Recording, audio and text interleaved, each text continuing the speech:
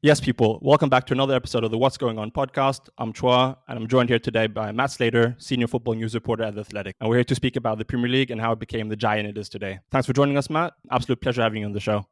Oh, happy to be here. Thanks very much for inviting me. First things first, how you doing? I'm all right. How are you? Yeah, good, thanks. And I know when we spoke, you told me you just got back from FIFA Congress in Rwanda. How was that? It was good in terms of the place. I'd never been, so I found it. I was only there for 2-3 days. I thought it was a fascinating place. Lively, vibrant, colourful. I thought the people were very friendly. It's a bustling place. On that first journey from the airport to the hotel, just seeing everybody on motorbikes and bikes. The easiest way to get around is to jump on the back of a motorbike, kind of a motorbike taxi, which looks a little bit. It was a bit. I didn't fancy that, to be honest. What are they called? Are they called Boda Bodas? Yeah, I think something like that. That's right. Yeah, I think something like that. That's what they're called there, so it might be the same. Well, they're everywhere. They're everywhere, and they Yeah. are, because the traffic is so bad. You need to weave between the cars, but they are weaving between the cars, and just how close everyone was getting to each other. I just thought it was incredible to watch. Yeah. I felt much safer in my taxi. So yeah, I thought it was great. And then just from the event, FIFA congresses, and all these big sporting body congresses, Right. they're not for everybody. There's a lot of procedure, agendas, schedules, a lot of kind of politics. They can be very dry affairs. They're certainly a long, long way away from the sport, if you like. But important stuff happens out of them, and that is the point. Like This what? is where the decisions are made about, okay, we're talking about FIFA, so the next World Cup, the format for the next World Cup, getting that sorted out, the divide of money for the Women's World Cup, the president, Gianni Infantino, who of course drives so many of the big decisions in global football, was elected for another 4-year term. That was a little bit controversial. No challenger, right? There was no challenger, so unopposed. He's claiming it's his second term. Some people would say it's his third term. So you have a whole issue about how long one man should be in charge of something, and if that's a good thing, just in terms of democracy. There was some debate around Qatar and the legacy of Qatar and what the sport learned from that whole experience. There was plenty. I'm forgetting. So, Club World Cup. So that, of course, is one of FIFA's great new projects, expanding what is the relatively small 7-team annual competition into a genuine World Cup of clubs. So 4 years in a summer, 32 teams. So we got a lot more detail on that. So they're really expanding that. Yeah, hugely. And just how much money FIFA's earning. That was all explained. Do you remember how much it is? So they do everything on a 4-year cycle, all based around the Men's World Cup. And just rule of thumb, generally speaking, FIFA basically makes a loss in every year apart from a World Cup year. And so you have 3 years of famine and 1 year of feast. I didn't know that's when all the broadcast and commercial contracts are done around this 4-year cycle. It's the same in the Olympics. Right. And the most recent cycle that's just finished, the Qatar cycle, was a very successful one, about $7 billion US. Perhaps a little tad. I know it's about that, wasn't it? And that also encompasses the pandemic as well. So it was above predictions, and of course that means FIFA was able to share, because it keeps pointing out it's sort of a not-for-profit organization that shares all the money. So every member association, and there are 211 of them, more than the United Nations. Again, that's one of FIFA's great claims to fame. Gets more money, and it's one member, one vote, and every member gets the same amount of money. So again, generally speaking, 7 years ago when Infantino took over, followed Sepp Blatter, each member association got about $250,000 a year. They're now getting about $2 million a year.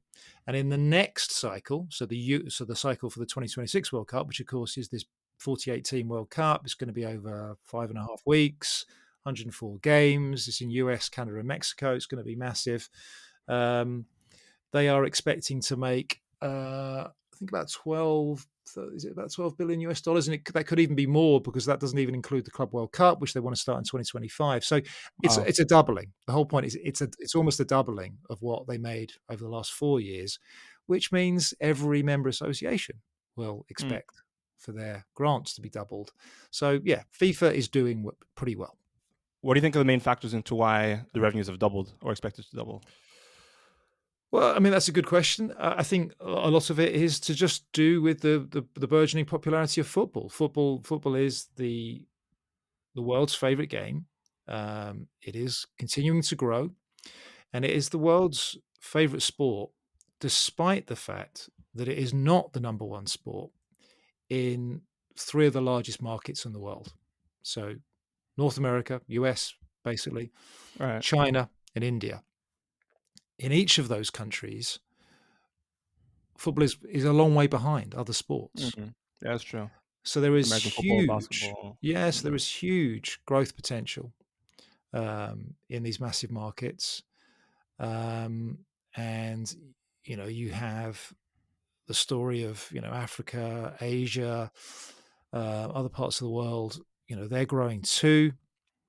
The sport is getting ever more professionalized, if you like. Um, the World Cups are growing. The women's game is growing. It's a story of growth. Um, and football, for whatever reason, is just that intersection of media, entertainment, live entertainment. Right. Um, it is one of the stories of our time. Um, as technology has rapidly developed to enable people to watch what they want when they want. Football's rights have become more valuable. Sport is unscripted drama. It is relatively cheap compared to films and Game of Thrones, etc. You don't time shift it, so it's very valuable to advertisers. You have to watch it in the moment. The cool sport of the era, and that has changed over 100 years or so, is always going to be valuable. It's always going to be a valuable product, and football is just, I suppose, fortunate that it's come along, that its moment, its period of dominance has come along at a time when the world is able to watch and consume live entertainment in so many different ways. Phones. We're chatting. We're chatting on our laptop here. Yeah. So yeah, this is football's moment, and it's cashing in. It's doing well. Yeah, fascinating. Before we dive into the Premier League, if you could quickly just tell us a little bit about your role at the Athletic. So I'm a sort of news guy. So I don't. Well, unlike a lot of my colleagues who follow specific clubs, they're beat reporters for clubs. That was very much our MO, if you like. That we were gonna. That was what we're gonna do. I cover the bits in between, right? So I cover business and I cover politics, rows. I do lots of rows and Yeah. disputes, but also kind of explainers of complicated bits. It could be an accountancy type story, a sports politics story, a doping story, a financial story because there's a big club that's been taken over. So it can be all sorts of things, to be Right. honest. And I've been doing this intersection, if you like, between sport and news for a while now. I've been doing it for sort of 10, 15 years before I came to the Athletic as well. So it's what I enjoy. I never really know what my next story will be. I have some areas of expertise, I suppose, but I'm very much a generalist. I Right. keep telling people I'm not an expert at anything, Mm. but I certainly enjoy business, politics, that kind of thing, and all through the prism of sport. Right, it's all got Right. to be relevant to sport. And I really enjoy your work. I mean, when you told me you were open to being on this podcast, I was absolutely buzzing. So I'll definitely share a link to all your work and so on in the description for the episode, so everyone can read. But yeah, let's go into the Premier League. Okay. The Premier League was founded in '92. I want to get your thoughts on why was the Premier League founded in the first place? Well, it's about money. I mean, so much of what I do is about money. I don't want to bore your listeners too much. It came about because the biggest clubs in England got fed up with sharing with the rest, and it took a long time to get to that point. I won't tell the whole story. There was sort of long running disputes between the Football League, which we now call the English Football League, which used to be the top four divisions, the 92. We talk about 92, and the Football Association. They are the governing body in England. They run the national team. They run grassroots football. They run the non-league scene. They are, if you like, the overriding power. But they had this long-running dispute with leagues, with clubs, and that played into the creation of the Premier League as well. The FA was forever looking at ways of weakening club football, and this breakaway league formed. It's, as I said, the impetus for it grew during the 80s. As what I was saying in my previous answer, as more and more of us started to watch football, wanting to watch football on television. And there was, again, very conveniently, this was around the time that satellite TV, pay TV, was really taking off in this country. And the people that were backing those channels realized, how can we get people to subscribe? Well, it's sort of movies, big TV shows, not so much at the time then, and football. So football became this battering ram to convince Brits who had previously had a TV license and had the BBC and maybe one or two other advertising funded channels. No, I need to pay. I will happily pay for TV. I will have a Sky dish or on top of my house, and I will watch premium television, premium entertainment, and my premium entertainment is going to be this new football competition of just the best teams, right? Detached from the others, from the other 72, so the top 20 form this breakaway league, and they basically, it's like a gated community. They ring fence the money, so instead of sharing it on a it was the formulas kind of changed a lot during the 80s as the English Football League tried to keep everyone together, but broadly speaking, it was kind of the biggest clubs. The top division got about 50% of the money. The second division got about 25% of the money, and divisions 3 and 4 shared the rest. So it was a 50, 25, 12 and a half, 12 and a half model. Okay. It did shift. There were some changes. So I am speaking generally. The Premier League, no, we're not going to take 50%. We're going to take, well, this is where the arguments start. They take about 85% now. If you look at the entire pot, so that's quite a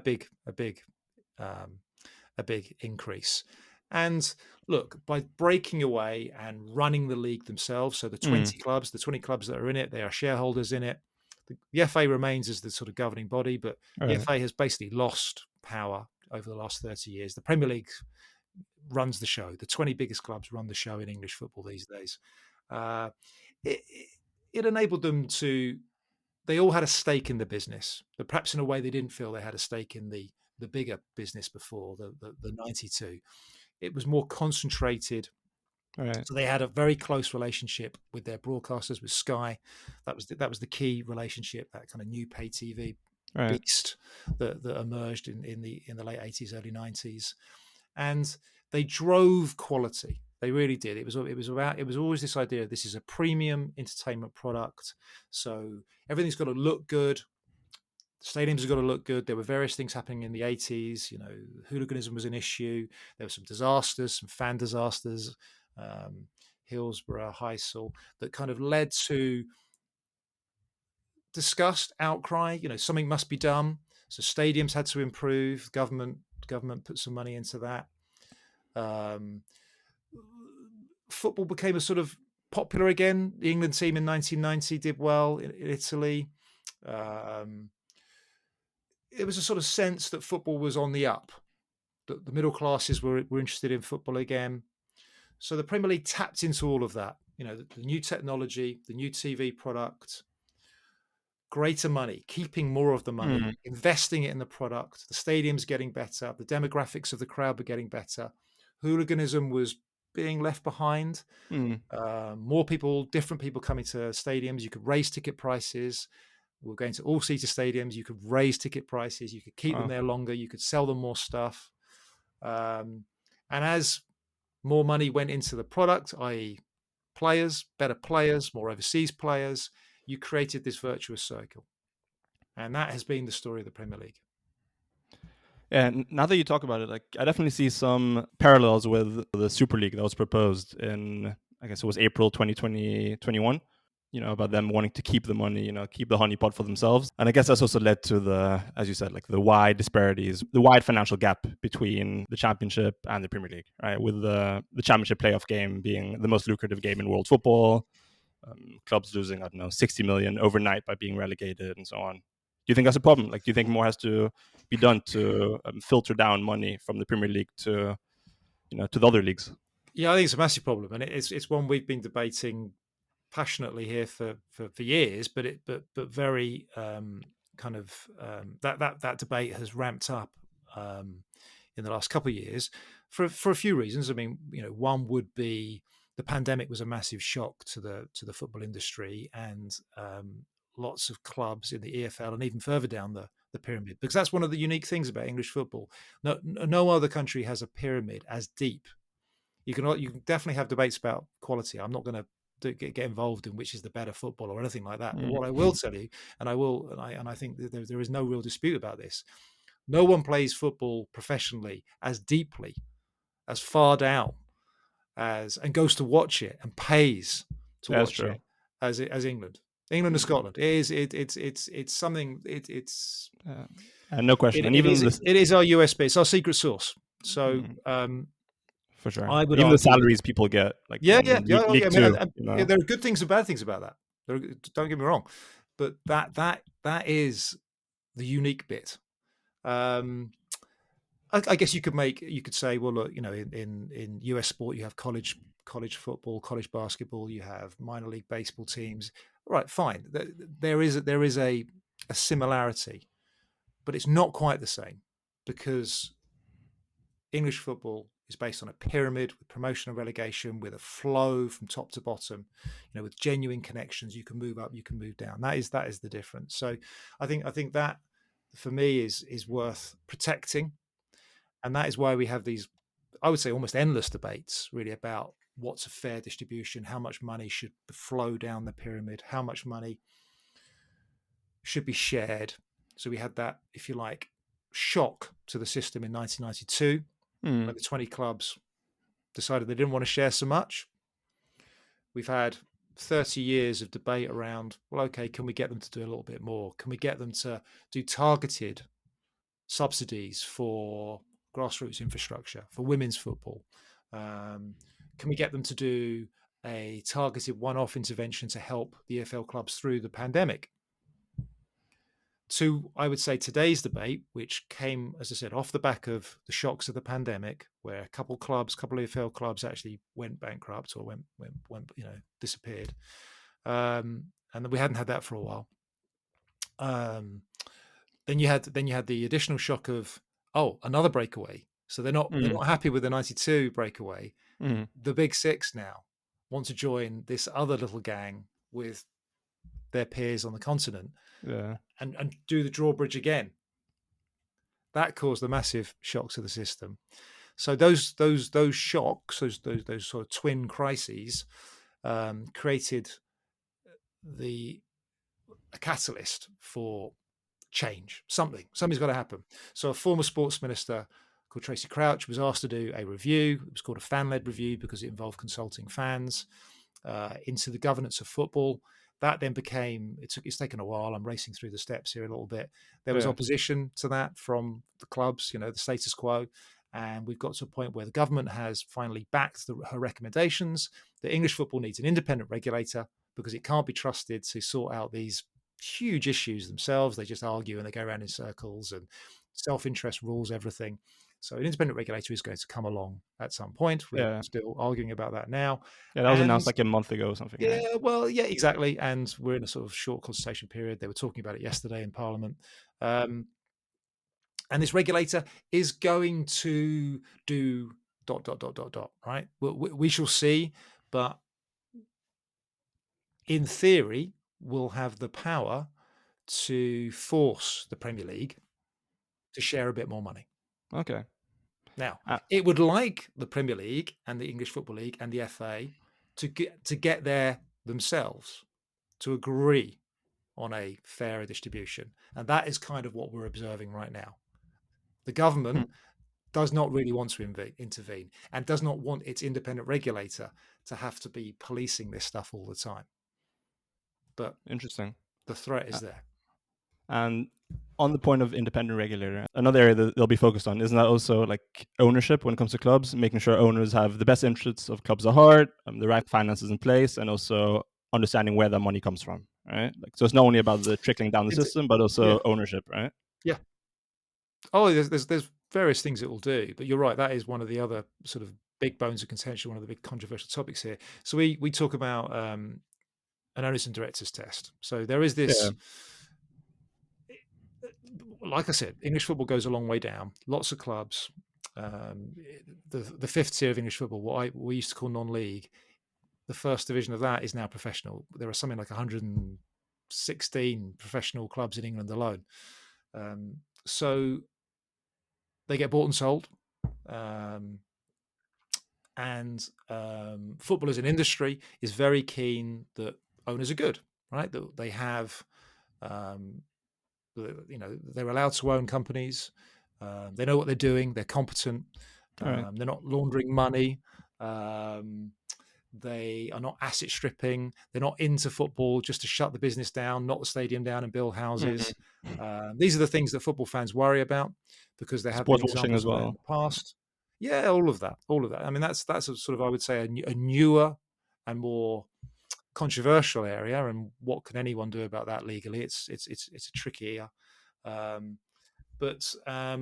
So football has to operate within the laws of the land. The UK is traditionally quite laissez-faire, quite liberal in terms of who it allows to buy and sell clubs and companies, and who it allows to operate here.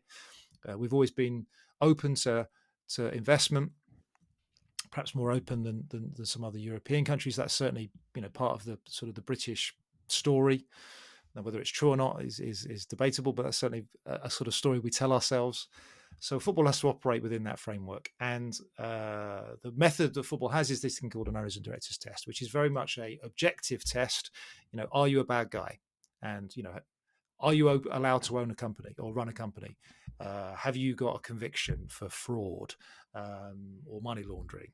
Have you ever defrauded a football club? Are you engaged in sort of illegal betting activity? That kind of thing. And as long as you don't tick any of these boxes, you're allowed to buy a club. The thing that has perhaps changed in recent years, because the test has got harder for the better, most fans would say, is they are increasingly asking potential owners, well, can you actually afford it? Can you show us that you can run club X for a couple of years? Can we, because this is how much it costs. This is what their budget is. Do you have 2 years worth of money? And I think that's a good system. And it is certainly, I think, kept out some potentially bad owners. There's still some bad owners in the system, and you'll still make mistakes. You don't Definitely. catch everybody. And look, good owners can make mistakes and businesses fail, right? But this owners and directors test has got better. The idea is that at the moment the leagues themselves operate it, and perhaps they're not best placed. Perhaps certainly the EFL doesn't have the know-how, the expertise, the money, the resources to do forensic checks of people. And if you give it away to a third party, this independent regulator, they do it better. They do it quicker, more efficiently, more consistently. and that would be a better outcome. Yeah, fascinating. Let's take it a step back. It's tough to argue that the Premier League has become the most lucrative and competitive football league in the world. But what do you think are the key factors contributing to its success? Well, I mean, again, it's a good question. So, in no particular order, if I go back to my answer about right at the beginning, there was a real focus on quality. This idea this is going to be premium entertainment. So, and having a close relationship with the broadcaster. So again, that's a very American idea. They really talk about broadcast partners and putting on a good show. What do you need? So you need access to players. You need good studio space. You need enough light bulbs in the lights so that it looks good, right? Yeah, You for need sure. what do you Yeah, need to make a good yeah, TV show? yeah. That's something I've noticed. Like when I watch Serie A compared to the Premier League just looks so much better on There's a TV. consistency around Yeah, it. sharper It's all picture. in the handbook, and the Mm. handbook is hundreds of pages long. So when promoted clubs go up, they all have to make sure that they comply and they get taken to meetings and they're helped. So that I think was part of it. There's some other bits, some good luck. So the time, kind of timing was right. I mentioned the fact that football was its popularity was growing in this country after a pretty bad period in the 70s and 80s. Declining popularity. So you can see football's popularity in this country kind of go up and down, right? So it was massive. 1900s, 10s, 20s, 30s, World War II comes along. Even the 40s and 50s, the crowds were massive. But then other sports come along, other things happen, fashions change. And there was a sort of period of decline, 50s, 60s, 70s. Hooliganism didn't help. English football wasn't great in the 70s, 80s, and then it bottoms out, and it's been growing ever since again. So there was that. The English language, I think, helps. So Yeah, definitely. the power of the English language, the fact that it's so widely spoken around the world. The time zone helps. Again, that's almost connected to that old historical advantages. So Greenwich Mean Time 0 runs through London, so it's quite well Yeah, interesting situated point. for an audience in Asia. It's not too late for them. It's not too early for North America. And then I think just by embracing foreign players, foreign investors, foreign investments, it opened markets, it opened audiences abroad. They had a stake in our league. The league very quickly became a bit like Wimbledon, right? So they often talk about the Wimbledon effect. So Wimbledon is a famous tennis tournament in London that for most of my life, English tennis players have been periphery to it. They're all out after about 3 or 4 days. Okay, Andy Murray has sort of changed things, but he's Scottish. But anyway, you take my point. The fact is that Wimbledon was the venue. Wimbledon was the stage, the setting for this international sports event. The Premier League is a bit like that. People might push back and say, "Well, hold on, English players are still important," and they are. They are. The number of English players fell dramatically. The proportion of English players fell dramatically in those first 10, 15 years, but have actually stabilised in the last 10, 15 at about a third. There's a debate when that goes up or down, but it's about a third, so 1 in 3, and that appears to be about right. The English national team's doing better than it was 20 years ago, and there's the English academies are producing decent players. They're actually starting to play abroad more than they used to as well. Yeah, like Bellingham and yeah, likes. exactly. So I think by a real focus on the quality, a real focus on the TV product, but also the match day products. So again, compared to some of its European rivals, and this goes back to my answer about the 80s and 90s, certainly the 70s and 80s being quite dark and these disasters. So there was a big spend on infrastructure. The stadiums got better. So our stadiums are full. The TV product's good. It's very international. So that brings global sponsors. Yeah, like And having someone like Heung-min Son from Korea, suddenly all of Korea watches. Ji-sung Park, tons of examples like that. Exactly. So, and then it just, you get this virtuous cycle effect, right? So no other league, even the NFL, gets close to the Premier League in terms of its international broadcast rights. No other league is going around the world, and like it does in Scandinavia, for example, and gets more money than the Scandinavian domestic leagues get. Mm. That's ridiculous. The NFL or the NBA would love that to be the case. Yeah.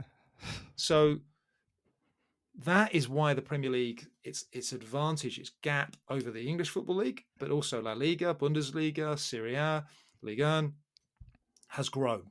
It's this international appeal, which back in 1992 they didn't really predict. Mm. A lot of this was a lot of this wasn't predicted. So that's that. There are lots of reasons for the success, but the success has begat more success. It is Yeah. Virtuous cycle. exactly. It's impossible not to talk about broadcasting revenues. As you mentioned, the amount of money Premier League gets from international broadcasting. I think it's the only league in the world which gets more from international broadcasting than domestic broadcasting. Correct. Yeah. And it also distributes money more evenly than other leagues. Like I think in Spain, Barcelona, Real Madrid, and Atletico take about a third of the whole pot, right? But in Premier League, it's very evenly distributed. Of course, there's a little bit of merit as well, how well you do in the league. Yeah. But it is pretty evenly distributed. Yeah, what are your thoughts on this, and why do you think other leagues don't, distribute it in the same way as well? Well, again, if you speak to Premier League people, they will tell you this is one of the key reasons. So in my last answer, they would have said, "Oh, you've forgotten something," and it's to do with the meritocracy. This idea that the Premier League is very competitive, and there are lots of different ways of looking at this. Broadly speaking, they're right. It's the same. It tends to be the same clubs winning, but we have a big six, probably a big seven now, which is considerably more than the other leagues have. Germany, yeah, and exactly. France. And there's certainly a lot of. It might be that Man City or Liverpool are winning a lot at the moment, or before it was Man United, or even go back into history, it was Liverpool. You have these spells of domination. There's certainly a lot of competition for European places. There's certainly a lot of competition, for that sort of third, fourth, fifth, sixth. And there's a lot of competition at the bottom of the division as well.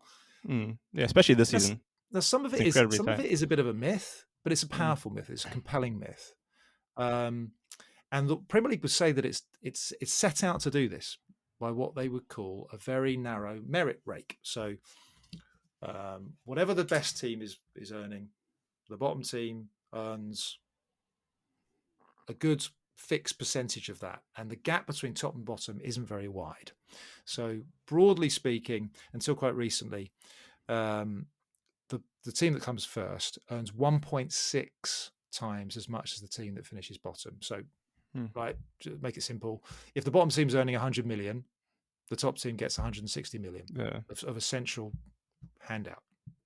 Now, that's actually increased a little bit to more like 1 to 1.8 because of a complicated thing to do with the international rights, again, which was something that people didn't see coming. They didn't realize that the Premier League would ever earn so much money internationally, and they were sharing that money out literally evenly, 1/20th.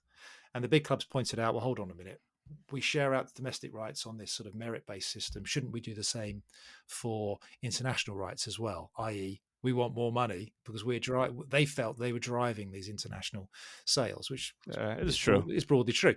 So we've gone to it's grown slightly, 1 to 1.8. Still, by far, the narrowest from top to bottom distribution in Europe. Now, what's interesting is many of the other leagues, and Spain's probably the best example of this, have looked at this, and they have narrowed their distributions.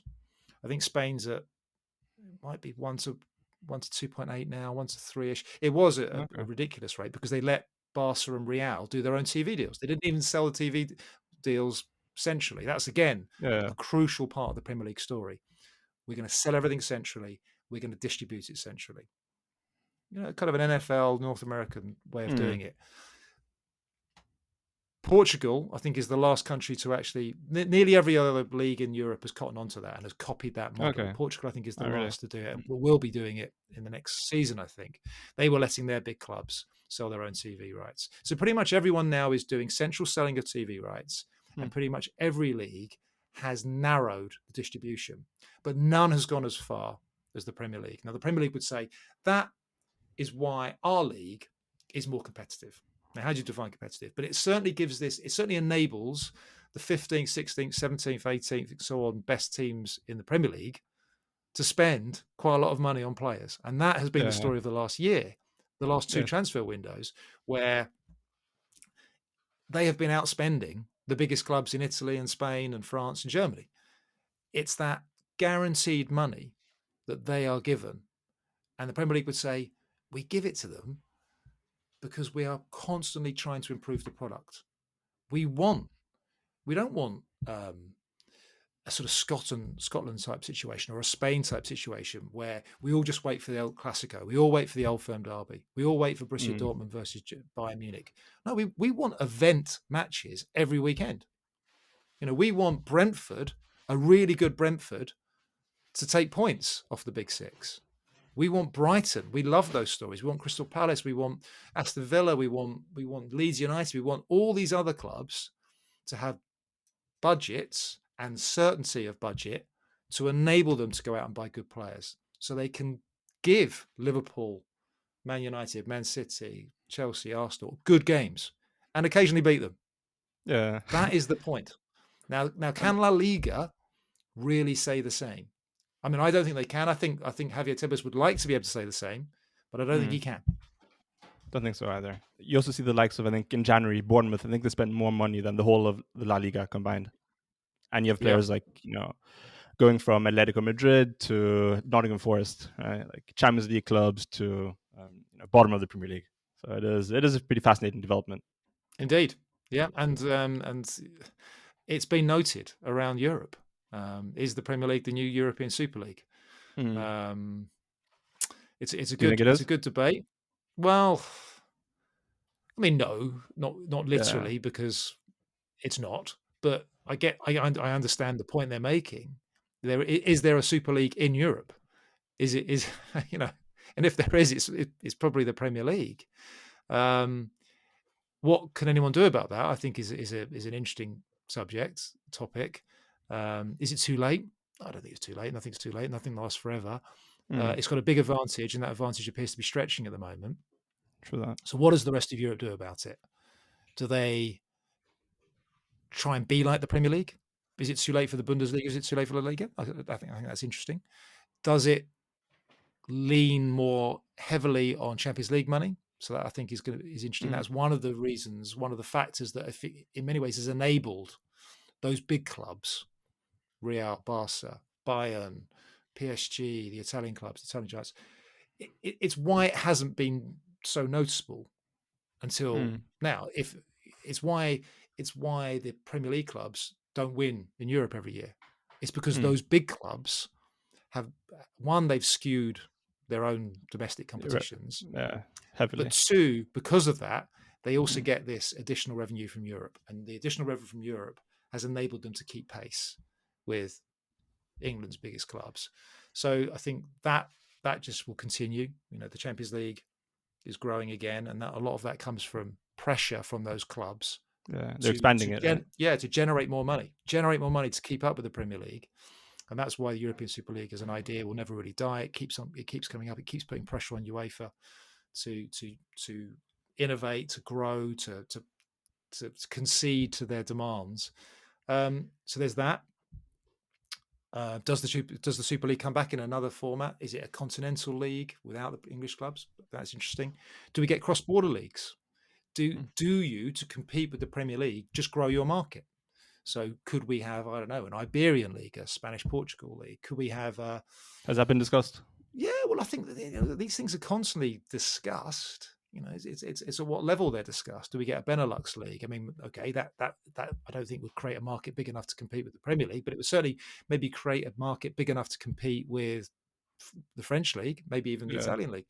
So there are ways you could do it. There are ways you could address it. Is someone going to be really brave and rip up the broadcast rights model and go direct to consumer, go streaming? What are your thoughts on that, actually? Well, I mean, I think these are all fascinating ideas, and I think the problem, if you are not a Premier League club or a Premier League executive, is the Premier League are thinking about these things as well. It's a moving target. The Premier League is not going to stand still on innovation. and is party to all these conversations as well. So it is one of, I think, the big talking points of European football at the moment, the Premier League's dominance. And we are coming off the back of these two windows where their spending power has just blown people away, and I think it's actually quite embarrassing even to the Premier League. I think they would prefer it if it wasn't so Yeah, obvious, because it brings attention on them. and a lot of resentment as well. Yeah, exactly. I think I would. The caveat I'd throw in there is that some of this has been exaggerated Mm, by the pandemic. So the Premier League, for some structural reasons, for some good decisions they made, for that TV rights money, that international TV rights money, that security they mm, had, emerged from the pandemic stronger than the other leagues. It hurt all of them, mm, including the Premier League. It just hurt the Premier League less. So what we are witnessing now is almost it's kind of like game theory. The Premier League are doubling down on their advantage. They are speculating. They're doing a lot of this with debt. They're borrowing money from their owners, but they have a competitive advantage now that they are hammering home. And then I think there's another element that they would all, just to throw in, just to confuse your listeners a bit. Some of it is a response to a weakness. So the UK leaving the EU, Brexit, has made things a little bit harder for Premier League clubs, and they no longer have access like work permits to and so on. work permits, but really importantly, 18, 16, 17-year-old EU talent. Mm, So they feel they are having to buy people a little bit later when they're a bit more developed and a bit more expensive. And because they're all competing with each other for the same players, they think that has driven up prices. So look, I have some sympathy with that, mm. but equally, I think we should factor in that the Premier League clubs, I think, are choosing right now to put the foot on the accelerator because they can see the rest of Europe is weak. They can see that Barca's going through a bad period. Yeah, Real have been, concentrating on building the stadium. The other French clubs are sort of struggling to cope. They had a problem with their TV deal. They struggled through the pandemic. Italy, Serie A has some real structural problems around their TV deal, the state of their stadiums. So I think Premier League clubs are seizing the moment. So you don't think Premier League should take any responsibility for making sure that the rest of Europe can keep up, right? Like they should just double down and maximize their own growth, right? Well, we've been talking about their view on whether they should be charitable to teams in their own pyramid. Mm. we talked about how the Premier League was formed in 1992 and how we're still arguing today about whether they should send more money down the pipe to clubs in the Championship and League One and League Two. So I think there's your answer: Yeah. self-interest. And where does charity start? I don't hear anybody in English football say, "Do you know what? What about Italy and those poor Yeah. clubs in La Liga? Yeah, it's not. What?" Why should they care? Yeah. Mm. Yeah.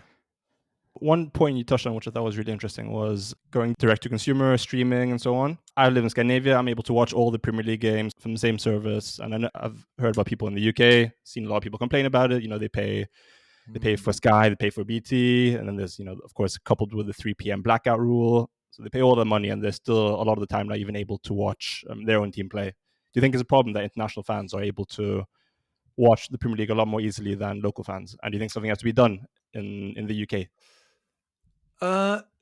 Yeah, I think it's inevitable. So, and it's inevitable for a really simple reason, and that's that my 9-year-old knows how to watch games.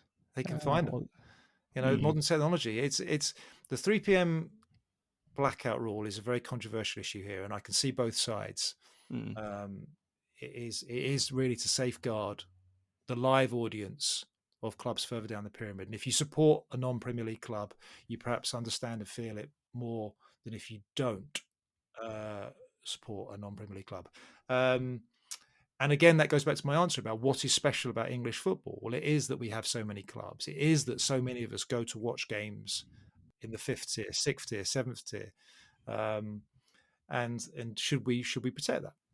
people here would say, well, we should protect it, but Mm. how do we protect it? Is that particular measure, does it work anymore? And I think that's the debate. You talked about streaming. Mm. Pretty much everyone under the age of 40 can find a game. Mm. All right. Now, Yeah. from an industry point of view, that's crazy, because you are basically incentivizing piracy. That money is just leaking out of the game. That That's the is thing. wasted money. Mm. It's uncollected money. There is an audience that wants to watch this stuff, Yeah, I'm sure they and pay for like monthly yeah, streaming. well, yeah, some people won't, right? Because some people are naughty. That's just Yeah. life, okay? But I think there are a great many people that would prefer the better quality and not breaking the law. Most Yeah, people, if no if if question. it's, if it's a reasonable amount of money for a decent product, i.e., it doesn't keep buffering and you're not bombarded with stupid adverts, um, and you don't feel you're doing anything wrong, most people would pay for that. So that, I think, is where we're heading to. And I think the piracy issue and the fact that broadcasters who are paying huge money for this are saying, well, look, one, you either do something about piracy, you either help us fight piracy, or we have a conversation about the fact that life has changed. And I think we're in that moment now. So that it's a live topic. I'm not quite sure if anyone's quite ready to jump like full on into Mm. OTT and direct to consumer and Netflix Mm. and football, all those ideas. But it's happening. Mm. It's going to happen over the next few years. Final question: what challenges do you see for the Premier League over the coming years? Well, we've discussed, I suppose, a few of them. One, there's this national debate about sharing the money and the regulator, and so that's playing out now. So that's something they've got to be mindful of, getting that right. They've been opposed to that, but look, they've been dragged along by politicians and Right. by sort of momentum, really. So that's just that, I suppose, is a challenge to them. I think they'll be okay. I think they'll manage that challenge. You yourself said there's resentment abroad. I think that's another challenge. Mm. How it manages that. Doesn't want to be a bully. Right. It doesn't want to kill or be accused of killing football, Mm. killing domestic leagues around the world. There would, if that was genuinely starting to happen in an obvious way, if the Premier League was somehow to blame for MLS failing or Indian football never really taking off, or I think there'll be a pushback, and I think there could be a problem there. The things that chief executives of companies should always worry about: what next? We're doing well now, but my job is to think about problems, right? My Take us job to is the to think, next step. yeah, my job is to, Mm. well, think about, yeah, there's that, but also what are the things I haven't seen coming? What could hit us? The pandemic was something that came out of the blue. Are we ready for the next one of those? Are we ready for a massive change in audience habits? So, I've referenced my kids. My kids don't watch 90-minute games. They just watch clips. They, you know, Yeah. they play FIFA. They then watch stuff on YouTube. They would rather sometimes watch the game on. I'm watching it on TV, but they're sat next to me on their phones, and they'll look up to see a goal, but then they'll want to see it again. They'll want to talk about it with their mate. It's just a completely different way of viewing sport. Yeah. Likewise, the live event, right? So the ticket prices, everyone knows, in most countries are going up. The age, the demographic of fans in the stadium then goes up. Is that a problem? Do we risk losing the next generation of football fans? How do we create that habit of going to games, of going to live entertainment? Do we risk losing the passion? So these are there are so many potential issues that that even sports or leagues within sports who are on top should always be thinking, For sure. right, well, what are the kids actually playing? What are they looking at? Okay, what are my rivals doing? Mm. What happens if they go quicker into direct to consumer and streaming than we do? Mm. And then our advantage could evaporate in 10 years because we're there too. So these are the Yeah. things. So I think there's a range of potential issues. They're in a good place though, and my dealings with them, they're pretty smart. They're pretty aware of risks.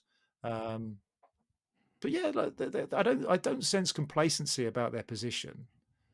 Um, I just think that they've had a good 20 years. Yeah, that's true. All right. Thanks so much, Matt. Learned a lot from you. I really enjoyed having you on the show. Oh, you're welcome. You're welcome. I'll happily talk about this stuff. All right, Matt. Have a good day. And you. Take care. Bye-bye. Bye-bye.